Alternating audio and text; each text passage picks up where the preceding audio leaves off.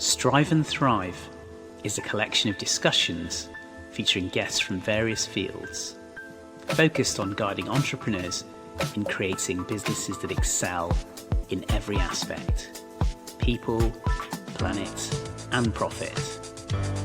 Throughout the series, you can join us, Romesh and Mike, as we explore relevant topics with our guests which can help businesses thrive.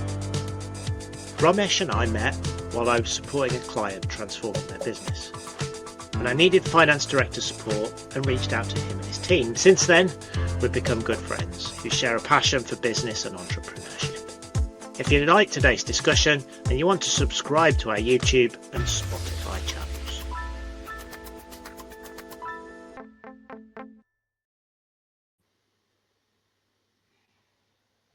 Hello everyone, and thank you for joining us as we reflect on the past year on Strive and Thrive and explore what lies ahead for us in 2026. For me and for us, it's been an incredibly fascinating year for Strive and Thrive. We've had the opportunity to meet lots of super interesting people, and we'll touch on that in today's episode. We've had the opportunity to learn and reflect on what it's like to build a business, what it's like to engage with founders, business leaders, and sharing those experiences alongside other entrepreneurs. This episode serves as a moment of reflection on that, whilst also, and I think this is really important to me, helping us to contemplate what the future holds and what that means for founders, entrepreneurs, and business leaders into 2026. So, good morning, Romesh. How are you? Hello. How are you doing, Mike? Good to see you. Very good. Are you excited about this?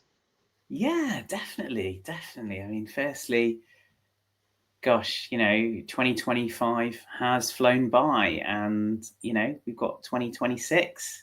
Here we are, and, lots to look forward to. Can't believe that we've done 27 episodes now. That's quite exciting. That's something I didn't know we'd ever get to. So quite happy with that. Can't believe we haven't killed each other either, Mike. There'll be moments. No, it's been great. It's been really fun. It's been a really fun year. And, I'm talking about 2025, of course, so many great learnings from my perspective, so many interesting shared discussions. And hopefully we can use some of those insights, which we're going to unpick and summarize now, and understand how we can, look deeper into maybe how we can, utilize them for the year ahead. Yeah, it's been a fascinating exercise for me, this on Strive and Thrive. And I would say, I always say this on each one, but I usually have a takeaway or one or two takeaways from each of them. And I try and apply those to my business. And I think what I'm hoping in this episode, we'll get to dig deeper into that and touch on some of the things we've done and some of the things we've learned in particular from the episodes that we've been involved in this year. So, Romesh, what was your biggest takeaway this year from doing this?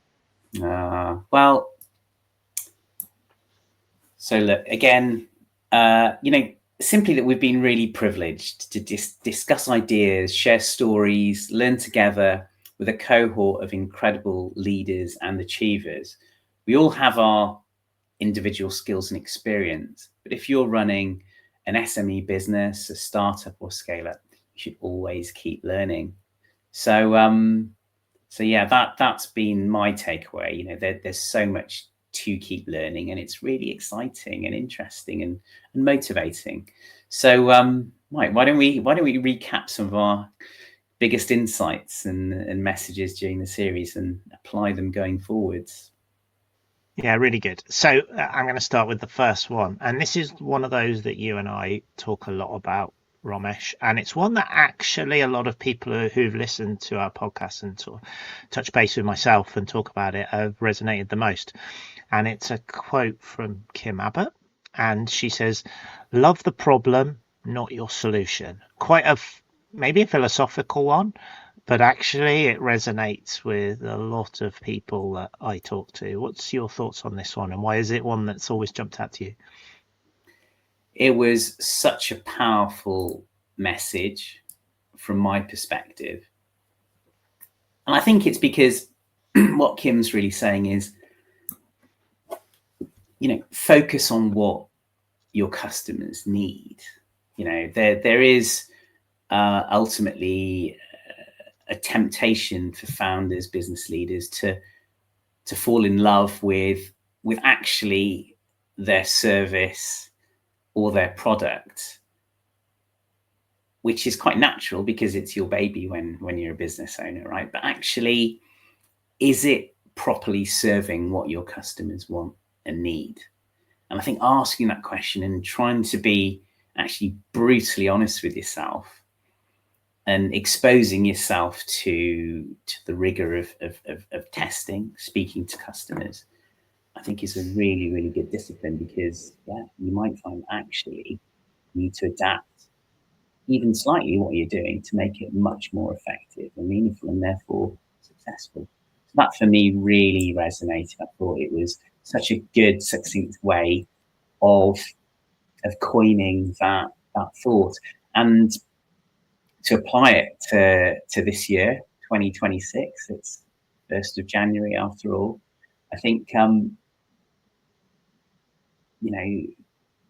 don't be afraid to look at what you're offering and thinking more deeply about, is that truly serving your customers and how can it get better? I think it also touches on a few other episodes that have weaved through this year, which is around how the challenges of taking science, early technology through to realization. And I know Jeff Bird explicitly talks about the kind of challenge of science, and that we're not good in this country at pulling through businesses. We tend to build the technology, not the businesses. And I think in that statement alone, focus on the problem, not on the solution. That's what we're really talking about. Yes, we need good science. Yes, we need evidence, and we need to be turning these into real businesses. But it's actually the businesses and the problems that they're addressing that are some of the most important parts of this proposition.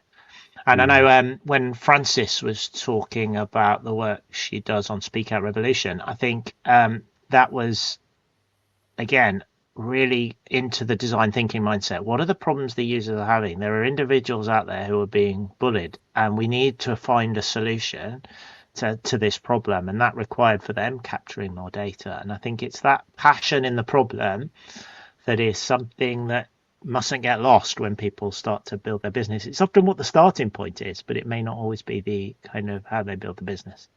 Yeah, exactly. So again, being problem-led rather than solution-led will probably get you a better outcome ultimately.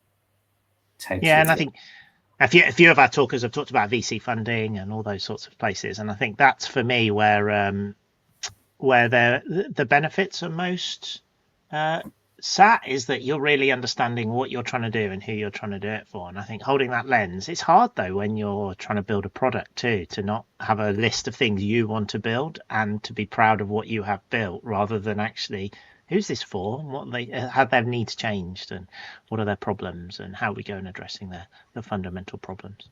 That's part of the challenge, isn't it? I think, because you do, and you can quite easily become enamored with what you've got and think, oh, that's really cool. I like that. But yeah, it's the ability to challenge yourself and be honest with yourself, and to open the possibility of getting feedback, doing research. And Sid Vasili, our investor, who came on in an earlier episode, talked about that when he emphasized and underlined the importance of doing your research first, where you can, so that you're not spending time and resources on the wrong thing. Yeah, really good.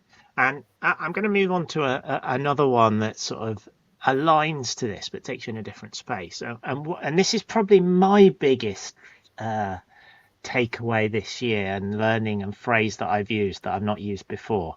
And it's from the Kate Mercer episode around be on the business, not in the business. And we've talked to lots of people who are trying to exit. We've talked to lots of people who are trying to grow. So Raj was trying to Hytro, he's trying to grow the business now, and you sort of the challenge between running the business, planning it for the next few years. I know I'm experiencing this challenge myself.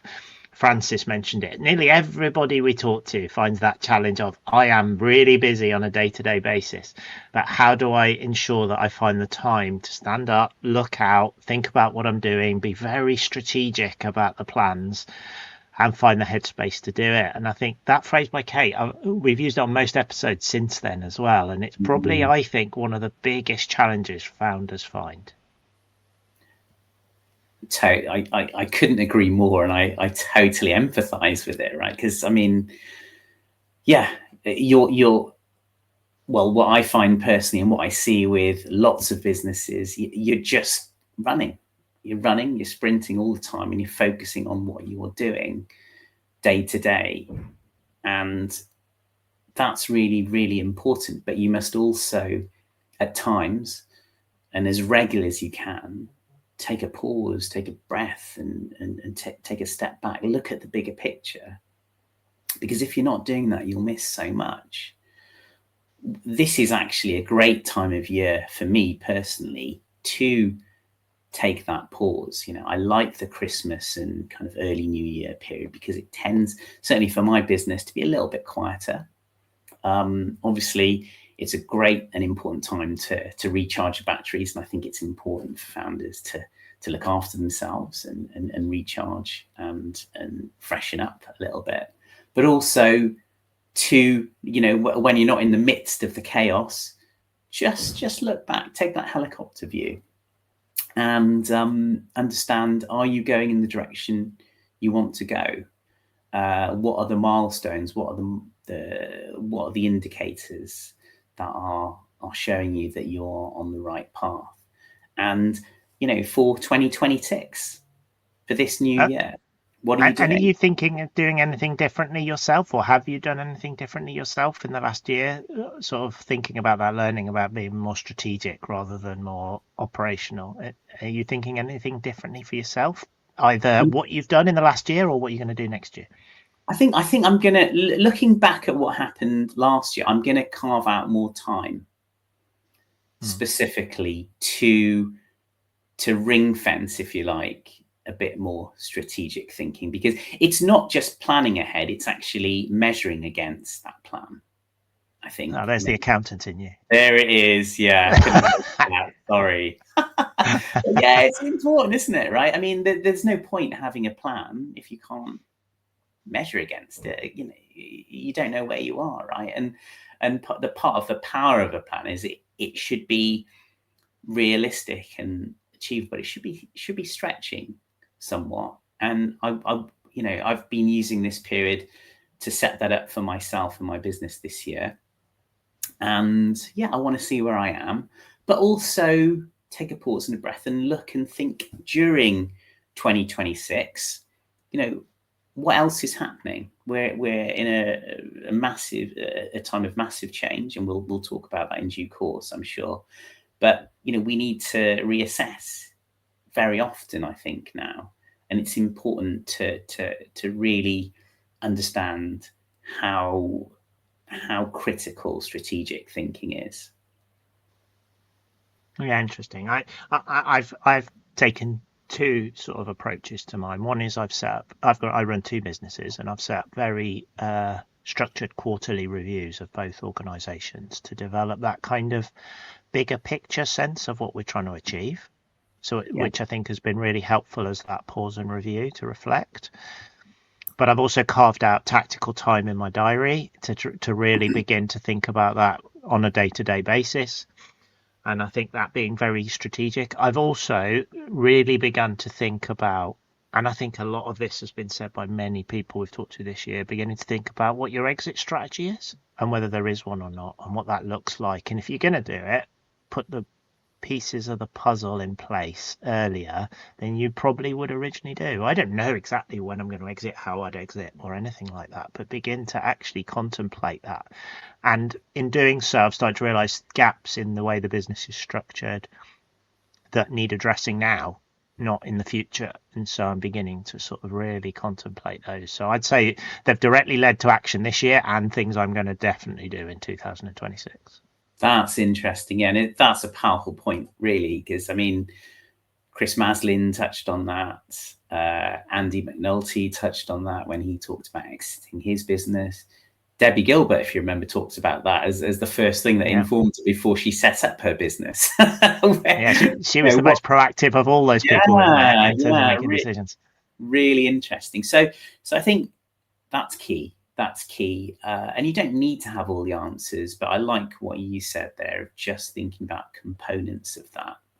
And I think, yeah, that's something that's kind of at the back of my mind as well. But really, it's all accretive, isn't it? So I just want my business to be growing steadily and, following our mission to help our businesses that we're supporting thrive. And the more you grow, the more successful your business can be, the more options you will ultimately have at exit. So that's probably my immediate focus right now. But at the back of my mind, looking at processes, who's doing what, etc., I think is very important for the future. Yeah, I've given you the two that have jumped out to me this year. The one I'm not going to get a direct quote on, but it has come out. I think if we did a buzzword bingo for Strive and Thrive over the last year, one is me saying interesting, but the other one is it is the journey. I think everybody at some point mentions the entrepreneurial journey and the various stages they're at, and I think it's no doubt that everybody says how difficult it is, how challenging it is, how rewarding it is, but it's a journey. It's not an outcome, it's a journey. And I think that is sort of single-handedly the buzzword that we'll see if it appears in the whole of 2026's episodes. Yeah. One of the things that I really believe in, I think I talked about it in one of our earlier episodes, was actually making sure that you enjoy it. Enjoy the journey itself. Don't just focus solely on the outcome and kind of, I suppose, rely on your happiness based on achieving that outcome, because that might be a long time away and life's too short. I think you've got to be enjoying what you're doing now on the way to the outcome that you desire. And that's one of my focuses and something that I've been thinking about for the year ahead. I want to be working on stuff that I'm extremely passionate about, both with Strive and Thrive and my business, the FD Consultant. And that is an important motivator for me and an important driver. And if you're not enjoying the journey, the question you have to ask yourself is the journey worth it? Yeah, definitely.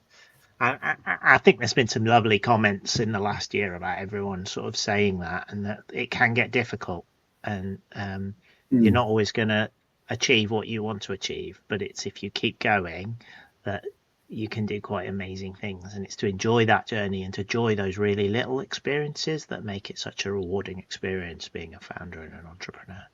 Yeah, that's right. I mean, it's not a bed of roses, and I'm not trying to say that. You're correct. It is very much ups and downs, navigating the challenges, but also I think it's important to recognize the wins along the way. I think our human psychology, our mindset naturally as human beings is to focus on the negatives more than the positives when they come along. And I think that it's important to balance that out. And when you do hit little achievements or medium-sized achievements or big achievements, celebrate them, enjoy them. That's kind of what I'm trying to say. Balance it out and appreciate what you've achieved and what your team has achieved and what you've built together, because you'll find very often it's special and you're underestimating what you've done. And I think there's real power and motivation in that. Well, it's interesting, actually. I was talking to someone the other week about, do you pause and reflect on what you've done over the last year, like we're doing now, really, with Strive and Thrive? And they were like, no, I'm done it. I've run my business for years and I've never done it. And I said, do you not think you should? And we had this long conversation about just reflecting back on the bids you won and the bids you lost, and that day when things were really difficult, but the day things were great. And I was like, some of that is really important to help sort of contemplate the, I'm going for it again, the journey that you've been on. So Yeah, it's a tell us, conversation Romesh. I have. Yeah, it's a conversation I have with my clients, and I'm sure my other consultants as well have with theirs. And it is really important, because otherwise you are constantly weighed down with the challenge. And I think that is a weight. It is a weight, and actually you need release from that. And ultimately, if you're building a business, you are going to achieve bit by bit milestones, achievements. You're going to hit some amazing moments in time, achievements. And I think, yeah, it's good for you. It's good for your team. If you've got a wider team, it might be good for your leadership team to just stop and go, well done, guys. We've done this. Look at what we've done this year. And sometimes when you're in the midst of the storm, you just don't see it. But take that pause, take that step back, and it kind of links into that moment to pause and think strategically. Just appreciate as well, I think is important. It's interesting, those people who talked about the pause and reflect and be more strategic, actually one of the things they do is they go and investigate who their customers are and what they're doing now, and they go and look at their business in a different light. So it might be those two things actually really nicely coalesce. Yeah. I want to ask you now, which episodes jump out to you? Which are the ones that you remember the most and have linked to your Well, philosophy? Well, there were so many good episodes. I guess I'm kind of thinking more in terms of themes, So one that I'm going to have to pull out here, finance director in the room, of course, is there was a constant theme of knowing your numbers, right? So obviously I mentioned that a few times, I'm sure more than a few times probably. But I remember Claire Butcher made a strong point about that. Debbie Gilbert also said the same thing. Some really good business leaders, and I love hearing that, and it's something that we should all be thinking about as business owners for 2026 and the year ahead. What have you achieved in the last couple of years, last couple of months, in terms of profit, cash flows, all that kind of stuff? What's working, what isn't working? The numbers, if you have them, will show you. They don't lie. They are what they are. And you can use the numbers to plot a path forwards as well, if you've got good historic data and you've got a good understanding of the business. But the numbers help you understand the business better. And my perspective is knowing your numbers helps you identify problems and identify solutions and identify opportunities quicker. That's how I put it. What do Yeah. you think? Yeah, I agree. I On that? 100% agree. I'm always going to take the mick out Yes. of you for being the accountant in the room, but my little secret is I'm a statistician by nature historically. So I've had one of those jobs, so I am numerical by design. But I do think about it a lot. I evaluate my business probably 2 or 3 times a week, checking in, reviewing the numbers. I have key KPIs that I review quarterly, monthly, daily. And I do understand that. And I think one of the areas I see that companies need to think about is when their business is changing, either when you're shrinking or when you're growing. These are points where you need to really think about what your numbers are. And I think, to your point, Claire was really good about how she articulated the fact that it's often when organizations are in change, i.e., found a change, or they've done really well and then suddenly they're not making as much money as they thought they were. In fact, they're probably losing money or relatively. It's those points where you'll suddenly realize it's probably you've lost a little bit of grasp of your numbers, a little bit of grasp on what's going on and the underlying story that's there. And I think that is often what I see with lots of businesses. Yeah. So something I've seen a little bit this year is businesses that are working really, really hard and doing a lot of custom work, client work, really happy with that, but it's not coming through in cash. or not in the way they're expecting it to. And that's again where you need to look at the numbers or the data to understand why. What we should avoid doing is being busy fools. It's a term I heard many years ago when I was working in a startup, and I thought it was so powerful actually, because you've got to be targeted in your efforts. I think if And you're I going think to make as out of your And I think resource. costs are going up everywhere at the moment, aren't they? That's what I'm seeing. That's what other Absolutely. founders are seeing. And that is, what does that mean? Do you increase prices? Do you cut? Does it completely dent your underlying margin? How does that help you grow when your business is changing all the time around you as well? And it's that those things can get lost. But Yeah, are you and the team spending time on projects or I don't know, certain income streams which are earning you less, and neglecting those which are much higher in terms of profit and margin and cash flows? And that's the kind of thing that the numbers and the data and the KPIs can help you with. And I think again, that's very informative and can lead you to make better decisions ultimately.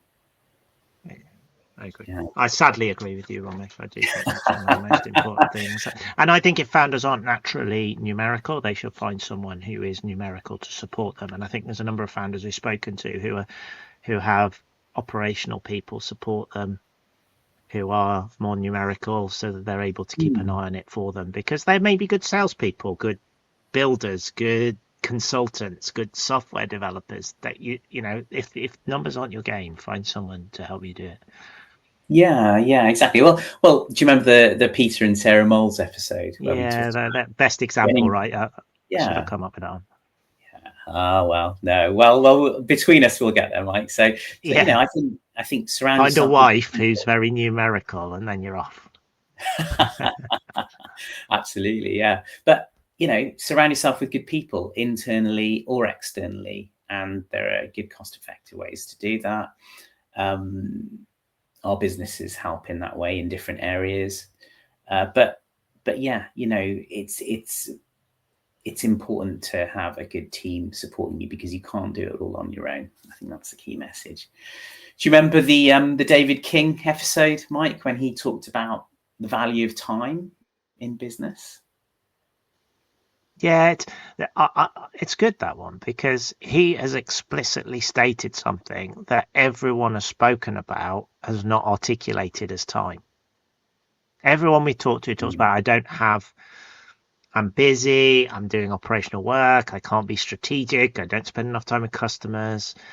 And I think what David's kind of said is find ways of really getting rid of the noise in your time and focus on the things where the value sits. And I've taken that away, and I've used that directly with my business recently and cut back some areas where we were wasting time. We're trying new tools to save time, one of which we've just scrapped because it doesn't save time. It saved a bit of time, but not enough to make a difference for the team. So we just said, get rid of it. But we're trying anything to build ways of becoming more efficient as a business and save effort that's been there before. That's excellent, and that's a really good thing to think about for the year ahead. Dave's key message, or one of them, was certainly eliminate the mundane, and not just at leadership level, but across the business. We're all doing tasks which aren't particularly exciting as a proportion of what we do. Do we need to do them? Question number one. If you don't, stop doing them. And I'm really glad to see, Mike, that you've done that. I've done that as well in my business. I'm really trying to focus on just what's important and what's most beneficial to the success of the business. I think that's critical. So you can eliminate some stuff, but you can also obviously automate with all the technology, etc., that's out there, certain things. And it's really insightful what you've just said, that sometimes a solution doesn't make that much difference, in which case get rid of it as well. Eliminate the new solution. We tried a fancy new solution and we found people were better. Humans Okay. were better at doing it. It was more flexible. Yes, there were marginal gains in terms of time, but not enough to merit the benefits or risks to the organization. So we didn't bother. So we've taken it I, out. I say this highly reluctantly, but I love that. I love that insight. That's an insight you don't often hear. You've been brave enough to experiment, which is encouraged, but you've also been brave enough, and brave, I think, is a key word here. And well done, honestly, mate. I think you've been brave enough to say, actually, no, it hasn't worked. It's not worth doing that. So let's go back to. So not everything that you try and change will make an effective difference, but it's the accumulated positive changes of those elements that do work that will make an overall positive difference to your business, I think. Yeah, good. Really good. Yeah.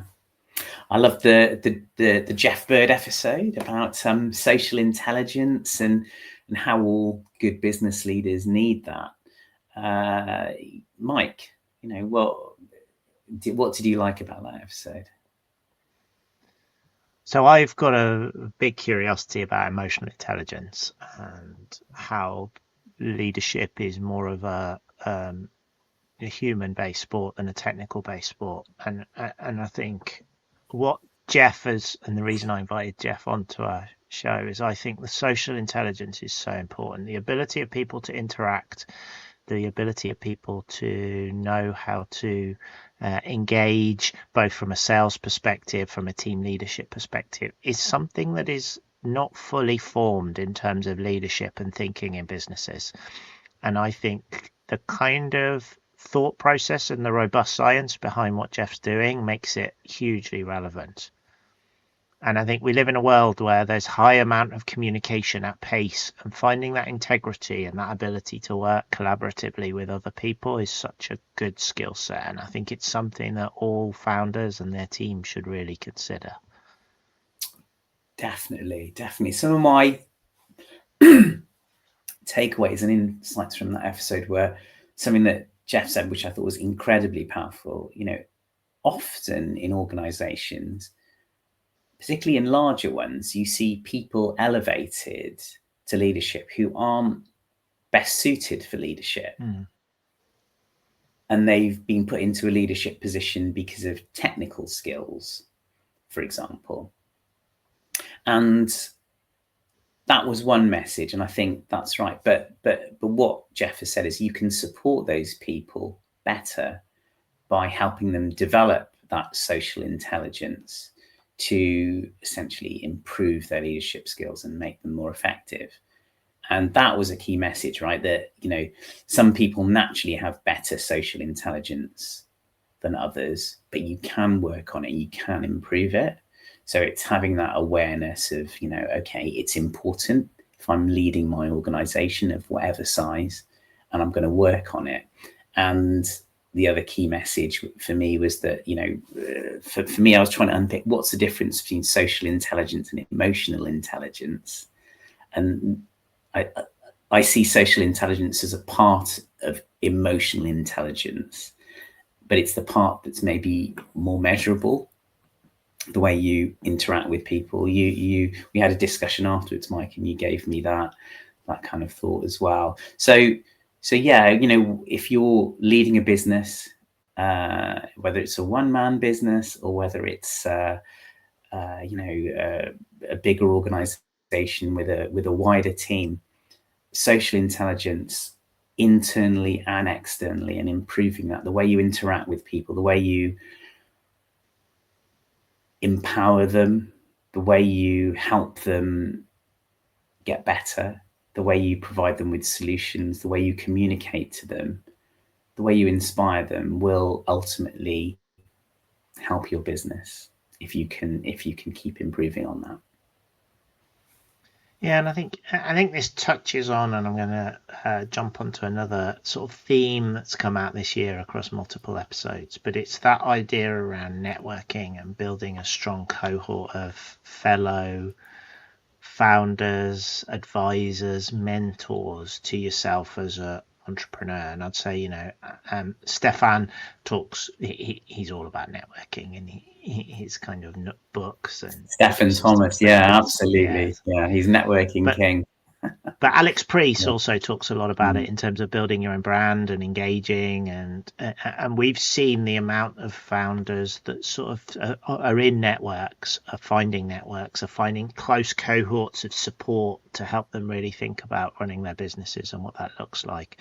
What's your reflection for you as a company around? I know you do a lot of networking on how the value of networking to you. Oh, it's so powerful. And also, Peter and Sarah Moles are heavily into networking and talk about the power of groups as well.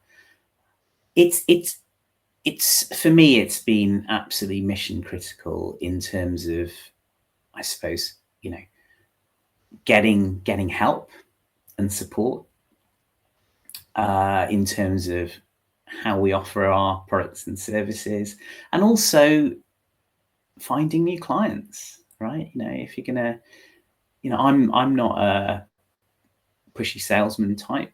I couldn't go out there and say, hey, if you need a part-time fractional finance director, we're your guys. That's not my way. I suppose I started off as a reluctant salesperson, but networking was something I wasn't very comfortable with at the beginning because I felt it wasn't very authentic.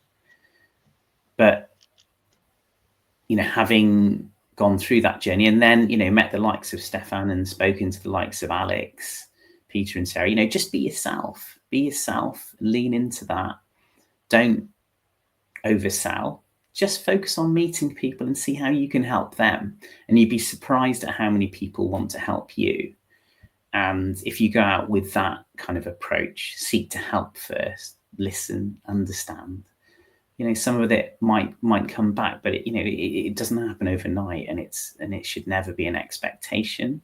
And along the way, you meet some incredible people. Yeah, I went to a networking event about a month ago, and I had Stefan on my shoulder, and it was a different experience. Okay, so how did he influence you to behave differently, or did he?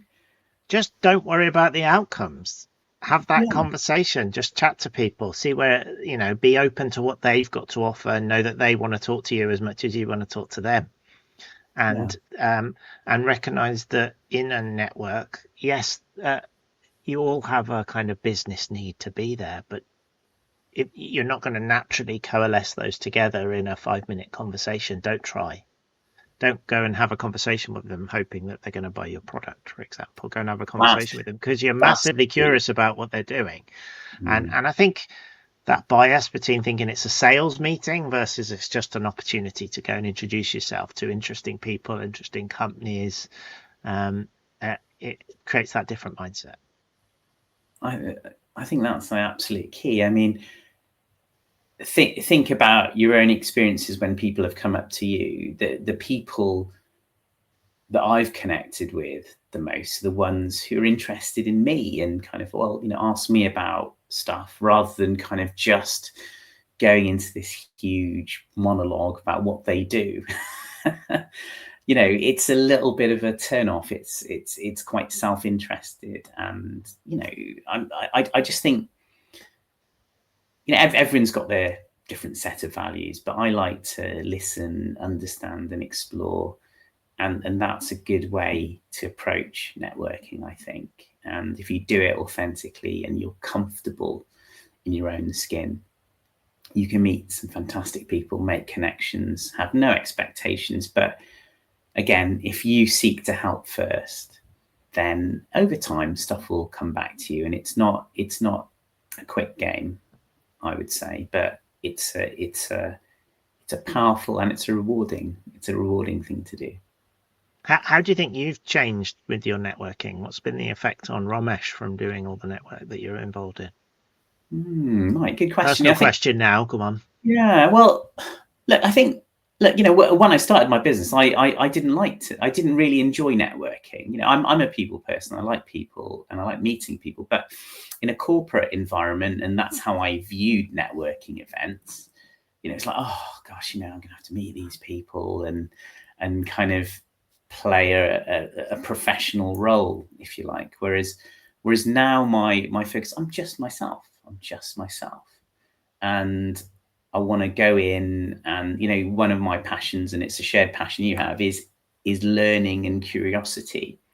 And I think people have so many deep insights and experiences at all levels to share. And I'm trying to unpick and unlock that. And I find the most interesting people I meet are the ones who are interested in what I'm doing. They're asking me questions, but then they, as part of that conversation, I'll do the same with them. And often I'm listening, first to them. But then, they've got these tremendous insights that are really powerful and helpful and get you thinking. Strive and thrive in many ways is a kind of way of doing that. It's another way, isn't it, of getting these thoughts, that you might get from wider networking. I think they're really complementary. Yeah, it's one of the reasons we've gone for this format, isn't it? To kind of be able to talk to individuals, to understand who they are, why they do what they do, and what they've learned from doing it. And and for me, that's been the surprising, and maybe this will be my insight at the end now, but it's been the surprising insight for me this year is how much you can learn from just understanding people's honest journeys and what they've really done and what they've really found out, warts and all. Yeah. So one of my targets or one of my objectives for 2026 is to keep that networking up, to keep. I think networking is something that you should just keep working at, keep building. But when I say building, not just finding and connecting with new people, whether it be online or in person, but I think also keep maintaining the good connections that you formed in the past, whether they be recent or from years ago. That's really, really important. In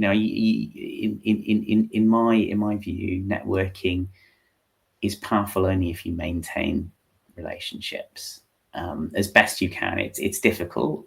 Life is busy, but do try and do that as best you can. Yeah.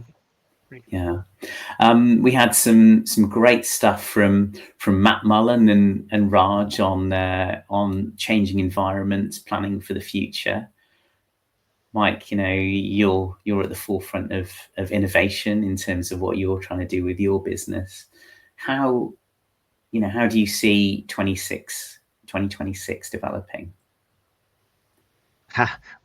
It's a great question, and I think I'm gonna pause on 2026 and I'll come back to that once I answer my first bit, which is the insight from both of them really and my own self, is that we don't spend enough time thinking about what the future looks like. This comes a little bit back to the strategy discussion that Debbie brought up with us really strongly.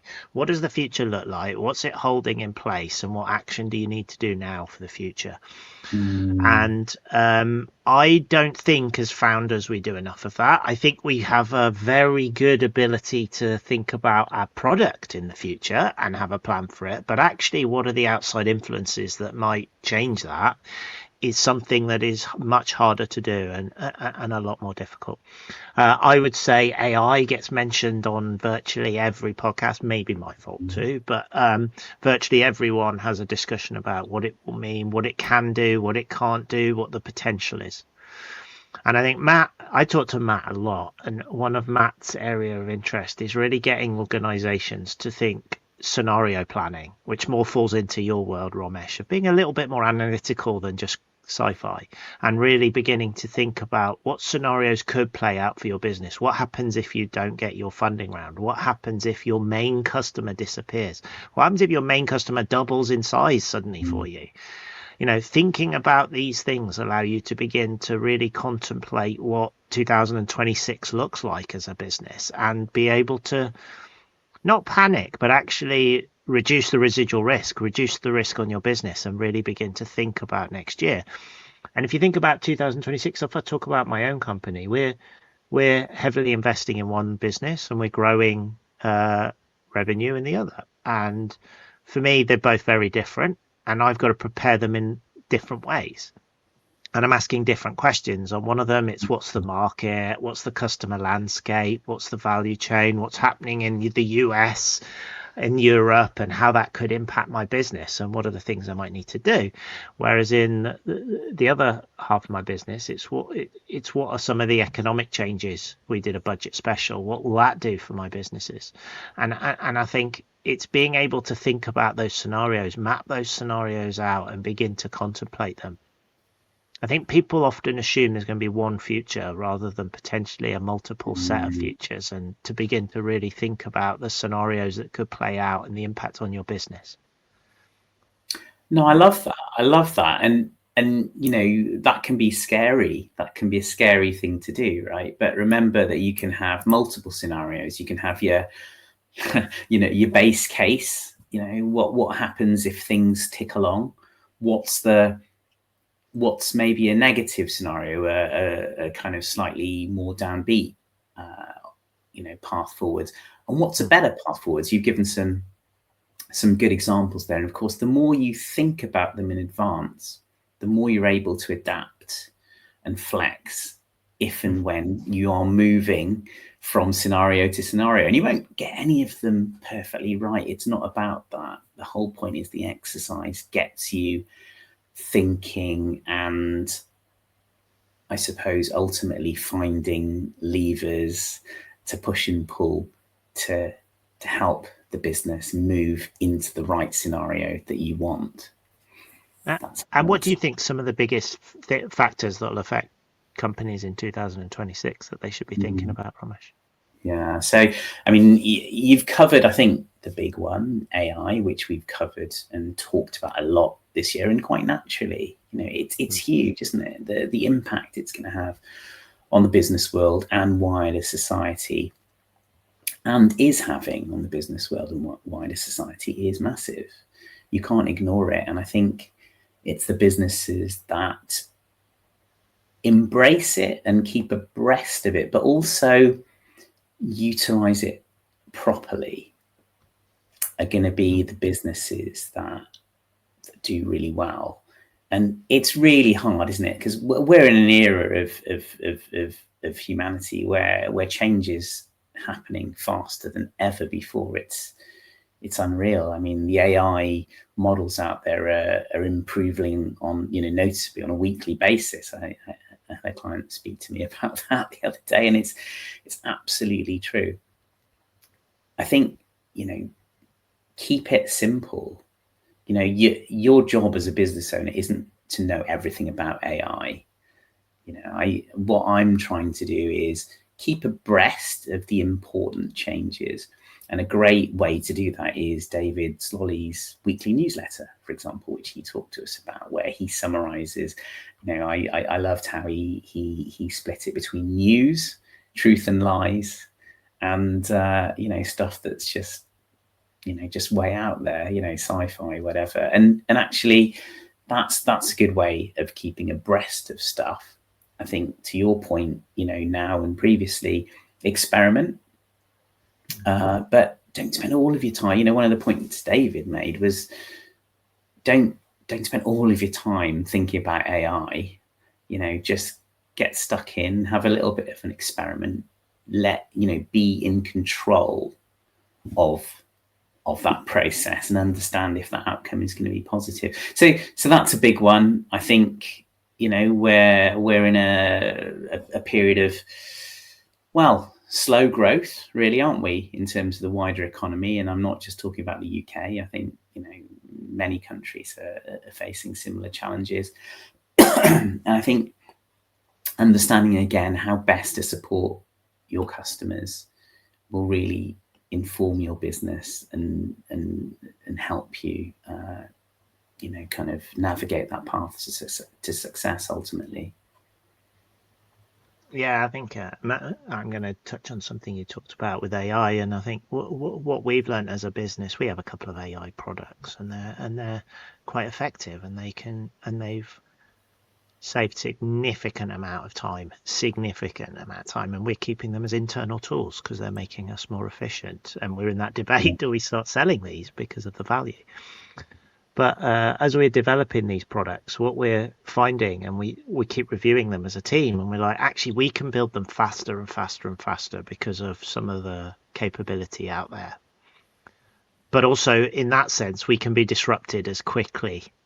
So just because you've built a piece of software in 3 weeks or a month that suddenly is adding material bit value to your business or to your customers, that can be replicated by someone else even quicker in 3 to 6 months' time. So don't assume just what you've got is the perfect solution, and you can sell it just because it's good now. Well, in 3 months' time, it may be superseded.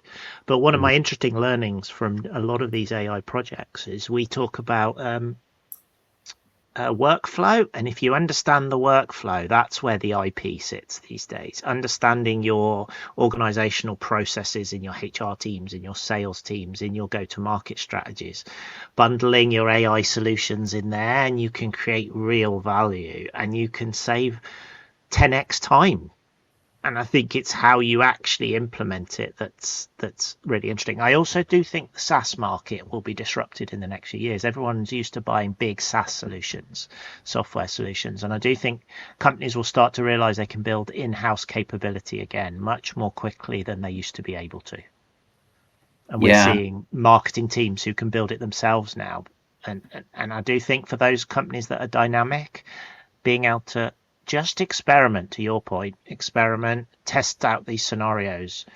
Be careful of being disrupted, but also don't hide and wait as well until somebody else has solved the problem. Because I think that your competitors, if they do find the opportunities, they can increase market share quite significantly. That's really good advice. I think there's balance, isn't there, to be found in how you approach AI and how it's impacting businesses. And I think do experiment, do assess, but spend a little bit of time on it, but don't let it consume you, and don't let that be your sole focus. The business is your focus, and AI, I think one of the messages, wasn't it, was AI is a tool to help you. It's not necessarily the overarching solution. So think about it that way, and potentially blend that in with your strategy and thoughts for 2026 as well.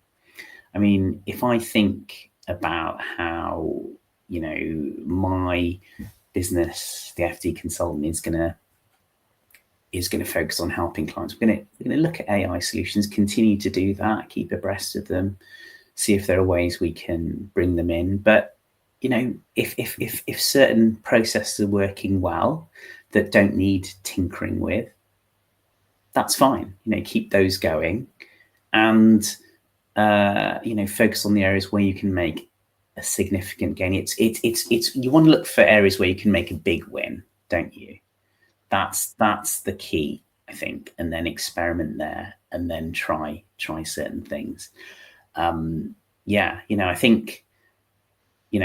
My plan ahead, I'm going to ask you this question, Mike, in a second, for your businesses. I mean, for me, we've got a couple of focuses. Obviously, the FD Consultant, as I said, supporting our clients effectively, helping their businesses thrive, and keep building and strengthening our relationships with those businesses. And for the FD Consultant specifically, we want to keep growing as a business and the community of great FD consultants, and stay true to our values and not be distracted from that mission. And we want to be providing high quality FD support to SME businesses, startups and scale-ups, and add value beyond the numbers, because I think that's what everyone should be doing in their businesses. Where can you go beyond what you're doing now? That's maybe one of my focuses. With Strive and Thrive, and I'll ask you this too, Mike. Want to keep going over 2026. I've loved the learnings in the past year and a bit. The personal development, being a podcast host, has been co-host has been, challenging, exciting, a bit uncomfortable at times, but really enjoyable ultimately. And I love that we both want to keep improving. Yeah. So how about you? So for me, I think I want to keep growing my businesses and keep challenging and keep doing interesting projects. I work on some really fascinating projects, from the airline industry to policing to healthcare to environmental projects. That's the world I love, and my aim is to build a bigger team over the next year that really begins to do that. I've also been moving to maybe more hybrid, so no longer in my office, here at home. Exciting, yeah. Getting an office, building out that kind of capability. So I think that. But I think if I touch on Strive and Thrive, I think there's so many people I want to now meet and talk to and understand how they've done it. And I think this is why I love doing this. Is we've met some super interesting people in 2025, and in 2026, same thing. I want to keep meeting these interesting people and keep learning, and then always have that takeaway from each episode that I try on my own business and see what happens. Yeah. It's practical stuff, isn't it, that you can try yourself, and that's what I love too. And it's a gentle challenge, really. I mean, I think the common thread with Strive and Thrive, and both our businesses, and really is, that desire to continue to support and encourage SME businesses, right? And leadership to excel in all things, where we've obviously got the people, planet, profit focus. And yeah, I find that tremendously motivating. So, gosh, I think we should probably wrap up now. Thank you, Mike, for those insights. I'm just going to say I really want to firstly thank all of our listeners and followers and guests, of course, for supporting Strive and Thrive. We hope you've enjoyed the journey as much as we have. A huge thanks to you, Mike. It's been honestly a pleasure. We joke about it, but it's been brilliant. I've really enjoyed working with you on this. Rose, Sharon, Daria, and Kira, who've been a huge part of our growth and success today. Thank you. So let's keep growing together. I've enjoyed learning from our guests and each other. The added layers that Strive and Thrive has given me, I think, has really helped me think about running my business better, not just thinking about it, but actually doing it. And has also provided insights that myself and my fellow consultants at the FT Consultant we'll use that to support our clients more effectively. So I really love the practical impact. Yeah, and for me, again, it's been a pleasure. I am really grateful to all the people who've joined us this year. I've learned so much from all of you, and I hope that continues for those people who are listening. It's helped me reflect and learn and become a better founder myself, be more strategic, be more tactical. It's helped me in so many ways. I don't think people realize that. And I look forward to the kind of continuation of these discussions into 2026. And I think if I have some things I'd like to do is I'd like to see more people wanting to become founders and entrepreneurs. I'd like to see more entrepreneurship taught at school. I'd like it to become part of what people really consider as a career. And I think it'd be lovely if we find out businesses that get shaped or built off the back of what we're doing, Romesh. So there's a little insight for you, and a KPI that we should probably set up on your spreadsheets. I love it. Yeah, I totally echo that. Yeah, that's what we're all about, isn't it? We're trying to encourage people to move into entrepreneurship and to develop and help and support those who are already doing it. So brilliant. Thank you, Mike. That's a really nice way to close up. So thank you, everyone, very much for listening or watching, and we hope you enjoyed today's episode. Strive and Thrive is a podcast for entrepreneurs, founders, and business leaders. Please like, follow, and subscribe to our YouTube and podcast channels.